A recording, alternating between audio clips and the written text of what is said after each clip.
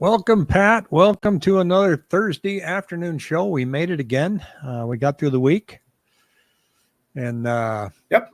lots to discuss. How you I doing, got so Rick? many Hello, tabs everybody. open on my computer. Boy, that storm last night hit me about 10, but sure did a lot of damage in the West Valley, 43rd Avenue and Indian School. It collapsed the roof of a warehouse and then the whole wall fell in. And unfortunately, they're missing one of the employees. I mean, it Really? was Wow. brutal microburst, and I didn't and see. there's That's more a, coming. I'm looking on the radar today, and so it's amazing. I mean, I was in Chandler. I didn't see anything. I saw some of the clouds coming in, but this valley is so big that you could have a screaming storm up in the Northwest Valley. We don't even hear or see anything. yeah, looking at the Crazy. radar now, Peoria's going to get hit again in surprise. It's coming in pretty hot and heavy up there, and I'm kind of a weather geek, so I follow this stuff on my phone. You know, my little green things and red, and so Phoenix, North Phoenix, Peoria, it's got something bearing down on it, and so we'll see what happens. I That's why I didn't wash my truck today. But saw an article. It originated in Redfin, and I get a email newsletter from Real Estate News, and the title says buyers backing out of deals in record numbers as the market shifts. So before we share some of the numbers here, what these are called canceled contracts, not so much canceled listings, but we're seeing, because when we look at our listings canceled per week, that's not happening. What I'm not able to pull up is how many homes are back on market. I'd have to kind of go in the MLS and do a little bit of a search on that. And but what have you seen that makes a deal go bad? We're showing back on market now at 748.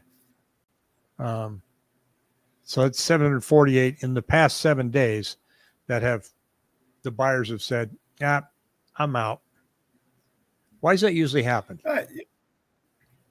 Well, on my end, it could be financing last minute. Obviously, income came in that was calculated wrong. Um, obviously, appraisal comes in lower than anticipated, and that the buyer doesn't want to come in with a difference. And that's kind of what I see on my end. I mean, that's the financing. Mr. Chen's closing tomorrow. Yeah, how about that? Good for him. But Congrats. yeah, I mean, yeah. But and obviously, some people see something on the inspect from your end. Obviously, the inspection report, they go back and forth. They don't want to repair something, and they have a sticking point with the listing agent. Yeah, and they touch on that right here, saying that financing challenges behind some cancellations, and it's saying sellers in the Mid-Atlantic region are also seeing deals fizzle out. Bright MLS reported this week nearly 14% of June contracts fell through, specifically due to challenges with buyer financing. Agents also reported to Bright that lack of affordable options is the number one reason the people pause their home search. So they did get into a contract, and you've got a 10-day inspection period, and and if you can't negotiate repairs, then obviously both parties part ways. But sometimes during that 10-day inspection period, you're getting your insurance quote, and that's knocking a lot of people out. I had no idea it was going to cost that much. Yeah. And they're totally surprised because people are stretching their budget to get the house. They sit down with a calculator and go, okay, well, here's our interest payment. Here's how much goes toward principal. This is our interest rate. Maybe we can refinance next year or the year after. So I'm good with that. And then they go out and they get their insurance, and it's like, what? $400 a month. Some states pretty bad. Greetings again, Danila. Good to see you. So that Another thing is too that on the happens. That's financing a shocker. on the financing side. I think based on the fact that we're in an economy that people have part-time jobs. If you take a loan application, the average person says to the average client, they could have two jobs, one job here, another job they're working, and as a loan officer, you say, well, how much you make per year? Well, I make $75,000, but it might be broken down into a part-time job that they've had for like the last 6 to 8 months. You have to have a history of a two-year history of both those jobs to be able to qualify.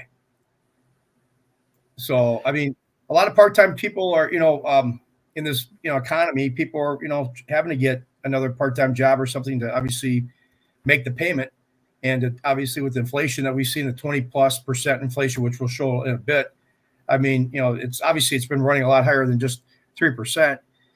But as we said, probably the average household's up $1,500 plus per month just on what they're spending. So they've had to get a part-time job, but you have to have a history. You just can't throw that in like, hey, I just started this part-time job 3-4 months ago, and you're not able to use that income to qualify. Yeah. But yeah. Average guy, the average client thinks, well, I'm making this because I got this part-time job, but you have to have that history of 2 years technically to use both jobs. And there's a lot of different reasons why things will get kicked out. Sometimes, people just, they literally just go home and think about and get nervous and go, I thought I liked the house. I thought that was one I really wanted to get. I think we're running about 10% here in Phoenix, and you just get cold feet. And it's happening more this year because even though, you have people say, well, I'm going to wait until after the election. Well, look, statistically, nothing changes. It doesn't. What does change, that I alluded to several months ago, is the anxiety. And whenever you have anxiety, people wait, they pause. Mm-hmm. So if you've written a contract on a house and now you've got some anxiety, you're going, dear, maybe we shouldn't do this. And I'm getting really nervous, and they back out. We have a question from TC. Do you think we'll be in a buyer's market in Peoria by November? I'm burnt like a lobster heading back from San Diego. So this live stream will help you pass some time. Well, good. I'm glad you're on there. Let's look at it, what we got here. And hey, I think we have the lovely and charming Jessica here, my talented broker. She's walking through a house, it looks like. I am. Hi, gentlemen. I've missed you guys.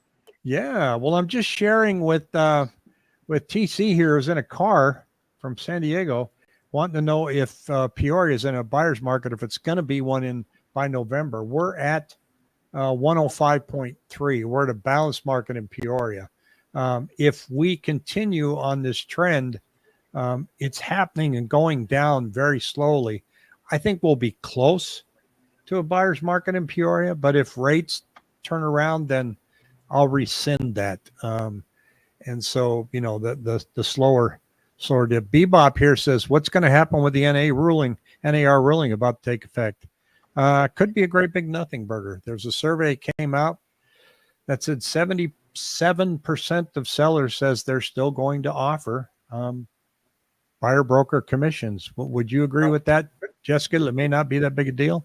Yeah, I agree 100%. I mean, it's going to make things a little more challenging for us in trying to figure out what the compensation is. But I just don't think sellers are going to say, well, I'm not going to do it. They're already contributing a record amount of money for closing cost contributions now, $10,000 below 1 million. It's pretty brutal. Jason up in the Northwest, something strange happening up here. New under contract only down 10%. Actual closings are down 20%. A lot of fallout. Why is that? So new contracts are down only 10. Oops, we lost Pat there. And your question was so hard, Jason, he left the show. Actual closings, solds are down 20%. A lot of fallout. I think it's probably just a financing hiccup. I'll wait till he comes back. If he does, State Can Farm's I add to that? What's that? Yeah. I was going to add to that. I'm seeing a lot of inspection, because it is a buyer's market right now. We're seeing a lot of pushback during the inspection period. So just a thought, could be some of that. Are you seeing, we talked just before you got on, Jessica, that people are also after they write the contract, they get a hold of their insurance company. Okay, I need insurance here. And in some states, they're just getting blown away. I haven't personally experienced it, but yeah, I can see. Actually, Florida was one of the states. I had a seller share with me that he's got a friend purchasing a new build out there, and it was double what they expected. So that makes sense. You know, I'm sure it's not so much here yet, but interest rates overall have been going up. Everything's a calculator issue. Mm-hmm. State Farm quit California. HO fees are increasing as HOAs scramble to find expensive alternatives, as much as 270% increase. And when Stephanie, when you talk HOAs, you're meaning those type of increases are probably more towards condos and townhomes. That would farmers insurance, not State Farm. Okay. Good point on expenses. My good friend's health and vehicle insurance just went up $350 a month combined. So it really cripples his budget. And it does. We were talking before we went live here. There's a site now called Trueflation. I want to add this up here. This is how much inflation we've had that's crumbled up since 2020, 25.3% in total. So everything that you bought 4 years ago is now 25% more in everything that you're paying for. And it shows you here, this is food and beverage up 30%. So this all comes out of the same checking account, and people are getting hit and hit hard. And so it's hard to tell where it's all going to shake out. Now we're looking at our active listings here, and we're still stuck in that, Pat's back. He's down in the green room here. It says not connected yet, so we'll give him a second. So the maybe he's got the storm going on down there already. So see if I can add him here and he'll show up. So active listings are not really growing that much. We're not getting too many new listings, but another article I saw said watch months of supply. They are spiking, and they did, but they've spiked on the chart, but 2.3 to 2.8. Not that big a deal, especially if they say normal 4 to 6. Pat, welcome back. A bathroom break? Or? Yeah, I've been having computer problems the last couple of days. Verizon's hasn't been too good to me. Can you hear me? Yep. So, Bebop here says, can you add the other years for active listings? 2020 and 24 is abnormal. I can do that. There's a lot of stuff going out there now. You'll see it. You guys probably see it go. These are at like months of supply or pre-pandemic levels. Like 2019 was this magical year that we all wish we could get back to. And so being back to pre-pandemic levels doesn't really mean anything. Our active listings in 2019 were 15,000 and now we're 18,000. So we're not really knocking it out of the park. 2021 was when there was nothing out there, but getting a lot of stuff that says, everything's back to pre-pandemic levels. And here's the chart. I apologize. I thought I had it up. And then Pat on rates, see if you can share your screen there as long as I got you. Here's sales per month. This is the story of everything right here. This is July so far, but here's June. Okay. And June compared to other years has really been dismal. So here's 5,913 homes we sold in the month of June. It's just slow. And it's slow because of rates right there, 6.91. And everybody's sitting on their hands, and it's almost mathematically impossible how your listings move by less than 0.1 weekly or monthly. It is, every time I add these up, I get in and I look and I go, it's still 17,800 this morning. I mean, move, damn it. If we got to a 4-month supply of homes, listings would be about 23,000 based on the current volume that we're seeing. But I don't think we're going to see that anytime soon. And it's Pat's fault because his numbers aren't changing. Do you know anybody at the bond market there, Pat, that you can call? Yeah, my Do we numbers need have to write another letter? Yeah. Yeah, no kidding. I mean, I really looking at the rate chart. I'm just going to give you my prognosis. I think we've been muddling along here last year. The high sixes, low sevens. I think we've seen. I mean, my take on things, just keeping it simple since my computer is acting up. Kind of projecting out. If we can get the 10-year bond, right now it's at 4.24 today.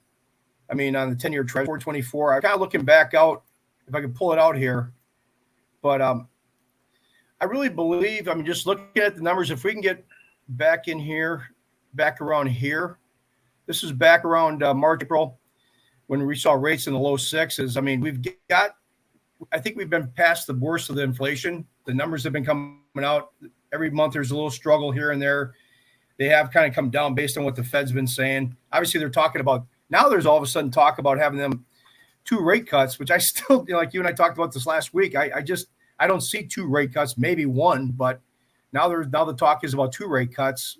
We'll see if that happens or not. But just looking out, projecting outward, if we can get the 10-year bond into about the 3.5, 340 range, 330, we're going to see rates in the low sixes again. And I had my pricing chart pulled up, but I have to log back out and wait. My computer's been working, but I'll be a betting man to say that it's not going to be happening anything quickly. But I think it's been a struggle. Things have been in the high sixes, low sevens. We could see them float down slowly but surely into maybe the mid sixes. You start to see low sixes. I mean, obviously FHA, then you're going to start looking at high fives for FHA. So another dynamic could jump in there too. And Jessica, I know you've probably seen this, is when rates go down. So let's say we end up at 6.1. I think people wait because they think, oh, the momentum's there. We're still going to go down. I'm going to wait. Have you seen that, Jessica? Yeah, I think that's what's happened over when April hit and we had tax money in the marketplace, seasonal snowbirds in the marketplace, plenty of reasons for purchasing, and interest rates dipped down, but yet sales were about the same as homes on the market listed. And now they're waiting. They're still waiting. And it hasn't moved. It hasn't moved the market at all. I got Pat. I think I accidentally muted rates your have been mic. pretty stable. Okay. I mean, that's just like my projecting, if things do loosen. I think we have seen the worst of the inflation where the last 2 years we've been fighting this inflation battle. I think that, like I said, I've said this a couple of weeks ago that the fire subdued. It's still there, but I think if they do get a rate cut and things kind of slowing, moving toward inflation kind of subsiding, I think rates will kind of staircase climb downward. I don't see any major where they're going to drop from, say, the high sixes to high fives real quickly. If they do, that's going to be, I would not like that either. But the way this market's been muddling along here the last 6 to 12 months, they might just muddle onward, downward.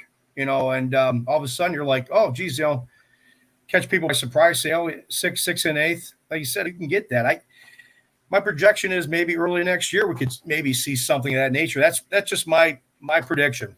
I'm going to put it out there. For the central bank to come in and make any cuts are substantial, it has to be because things are falling apart. And GDP numbers came in today at 2.8, projected at 2.3. So that's very good economic news. Yeah. And so unemployment and CPI will come out. That number is going to look good, but I don't think it's going to be enough to move the markets. I think you're going to see, more of the same that we're seeing here when we look at our market here. Sold to list price ratio is staying about the same. People are getting 98.2, which is kind of a misleading number. They're getting their price, but they're contributing more towards closing costs. And that's probably the one dynamic, Bebop, that you're going to see change is that it's the commission's going to show up in seller concessions. But our listing count is down 0.82. Under contract is pretty flat. So and price per square foot kind of staying about the same. So there's nothing really dynamic going on. somebody's computer is playing a low sound. I think it's Is it mine? let me see if it's yours. Let me just I'm going to mute your mic for just a moment and see if that goes away. And testing 1, 2, 3. Yeah, it just may be. There's a setting. We'll probably have to do it later, but when you get into StreamYard, there's a setting where you can click not reduce background noise, but You told me about that. yeah, it's in audio. It says echo cancellation. That's what you want to hit in your settings button. So, Okay. so what I'm going to do is I'll mute you. Yep, that's fine. And then we'll bring you on when we speak. I will be a technical driver of the bus here. Well, you're still coming on. Maybe it's me. So, or it's anyway. Enough technical talk. Supply versus demand. Let's see if maybe that's you, Pat. Let's see. I'll cut everybody off for a second, see what's going on. And if it's me, this doesn't tell me a whole lot. It's just showing you by active listings by dwelling type. And so that's to me, a worthless chart. I think when I get into the Cromford market, it gives us a lot more of a better detailed view. And for those of the real estate agents they're watching out there, I recommend you subscribe to that because it gives you all the data that you need. But getting back to real life finance here, when I go through and look at these numbers on the MLS, this is my 7-day moving average. I mean, this is what's happened in 1 week. New listings, under contract, nothing changes. Cancels have been in the 600 to 650 range ever since I've tracked it. The only thing that changes is expired. See where it says 180? Well, at the end of the month, we're going to have a big jump in expired listings because people always set things to either start or stop at the end of the month. So that one will jump up, but everything else just going, we're muddling along, right, Pat? Yep. So, and yep, exactly. I mean, I just don't see, there's just nothing there. I mean, we're all waiting for something to break one way or the other. And it just feels like we're going to be here for a lot longer than we think. I'm not trying to say it in a negative tone, but it just ho-hum real estate. I mean, I'm talking to different mortgage people, agents, and it's, there's people, they're staying busy. I mean, it's muddling along, but I think you're going to, like I said, just projecting out into the 10-year treasury, if we can see it flip down into the mid threes with some activity, we are going to see rates at least subside. But once again, it's the insurance, the food, the gas, all that. That's not going to happen overnight, unfortunately.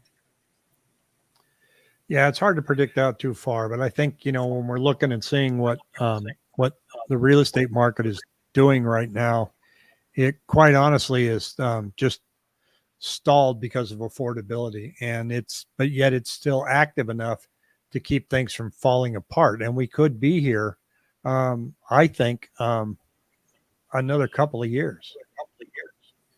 Yeah, I think this is still the remnants of the pandemic that the COVID. I mean, we're all going through this, and like you said, we saw back in 08, 09 when we saw the crash. It took 3 to 5 years, a good 3 to 5 years, for the market really to get back to some normal. So, I mean, we're still in the fourth year. You take, 2020, 21, 25, 26, we might be here for a while, just kind of muddling along. I mean, Jessica, you got boots on the ground. I mean, what are you hearing, seeing? What are people,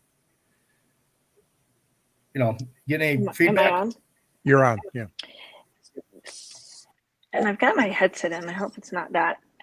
Honestly, it's very stable in 23 years, right? And every season of real estate tends to have its own, characteristics. But for the last 2 years, it's been super normal interest rates.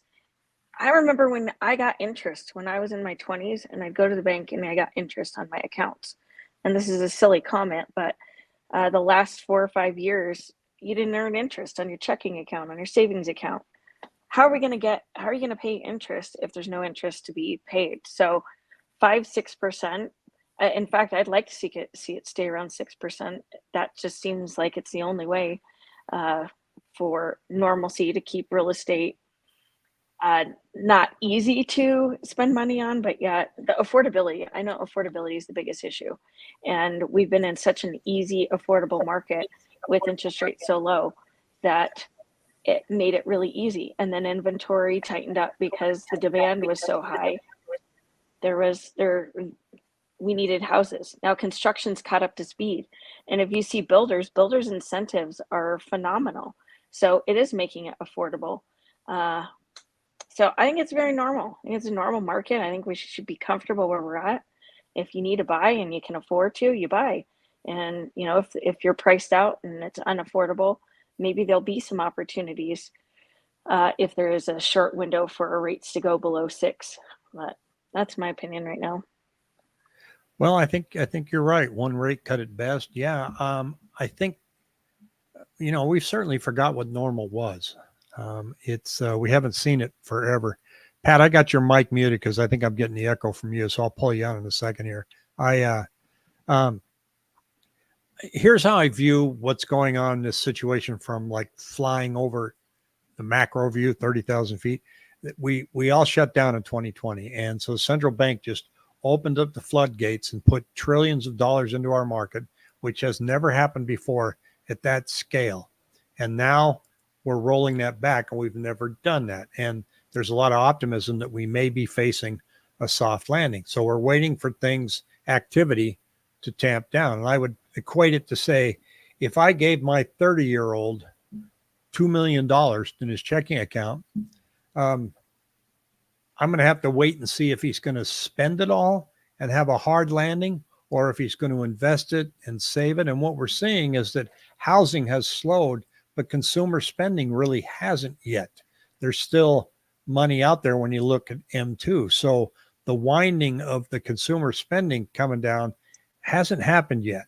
And until that happens, there's no reason for the central bank to get back in and give it another injection. Am I far off on that, Pat? You I'm going to nailed try it. I don't know, you nailed it. That was pretty well put. That was pretty well put.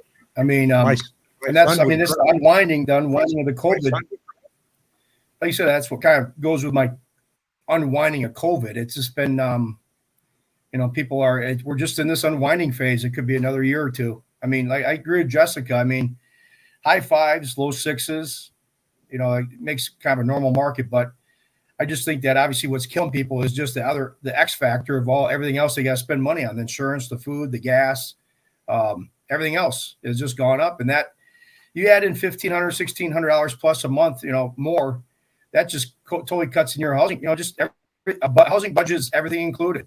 Food, gas, mortgage, insurance, and everything has just gone through the roof. And it's just been tight for an average family. So the rate coming down will help. I mean, if rates went down half, you're going to see a 200, 300, different 200 or 300 month payment diff, but that'll help. But it's got to be one big package. I think, I got a comment here that number of listings is manipulated. I'm not going to say it's manipulated. They're not going to put homes that are under construction as for sale in the multiple listing service. So we do get to look at permits and see where permits are in relationship to years past, and they're not excessive. New construction is overpriced, no pool and landscaping. New construction is not for everybody. But the reason it doesn't show up in the MLS is you can look and say we're at 17,800 homes today, and there are homes that haven't been built yet that are under construction. How big is that pool? Well, you just got to go back and look at the number of permits that were issued, compare those to years past, and say, are we out of whack? And we're not seeing that yet.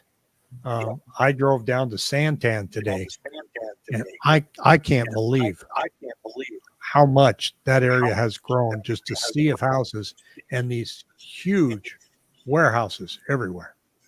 Just the Amazon warehouse about the size of the Phoenix airport. So it's I think, and Louis, I'm not beating you up when you say manipulated. I'm just saying, we see what we see. nobody's intentionally holding it back. There's no way of capturing it. I'd like to be able to see some numbers that say new builds absorption rate. Where can I see that? I don't have access to that.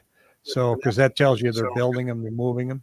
But I just don't, again, it's not in the MLS, so I don't get to see it. But, well, look, guys, I'm going to cut you loose. Unless anybody has any questions here while we're live. We've got 21 million people watching right now, which I'm sure you can see at the top there, which is really good.